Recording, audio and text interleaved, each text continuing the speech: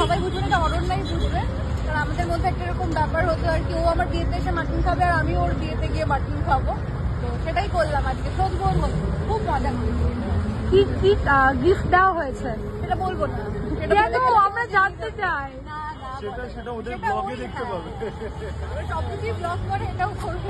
আজকে তো একটা ড্রেস কোডের একটা ব্যাপার শুনছিলাম, তো সেই জন্য কি ম্যাচ করে ব্ল্যাকের একটু ইয়ে রেখেছো আমরা তোমরা? সবসময় ম্যাচ করি। আমরা সবসময় ম্যাচ করি। রূপসাদি কেমন কাটছে নতুন বছর? খুব ভালো কাটছে আমাদের। সবাই জানে বেবি হয়েছে, জাস্ট 1 মাস, আজকেই 1 মাস কমপ্লিট হলো। তো 1 মান্থ পর আমি বাড়ি থেকে বেরোতে পেরেছি অনন্যার বিয়ের জন্য। এই 1 মাস আমার খুব কি বলবো, মজায় কেটেছে, রাত জেগে কেটেছে, আরো মজা ওয়েট করছে আমাদের। আচ্ছা, বাইরে বেরিয়ে কলকাতা শহরটাকে আরো নতুন ভাবে দেখার একটা চেষ্টা চলছে, মানে খুব ঘোরা হচ্ছে দেখলাম আমরা ফেসবুক স্টোরিতে, ইনস্টাগ্রামে দেখছি, এটা কি সত্যি? খুব ঘোরা হচ্ছে।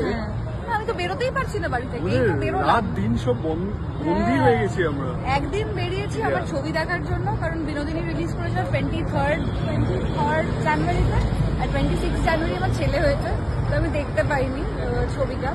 তো আমাকে জোর করেই আগের সানডে নিয়ে গেছিল ছবি দেখা, তো ওই একদিনই বেরিয়েছিলাম, আজকে।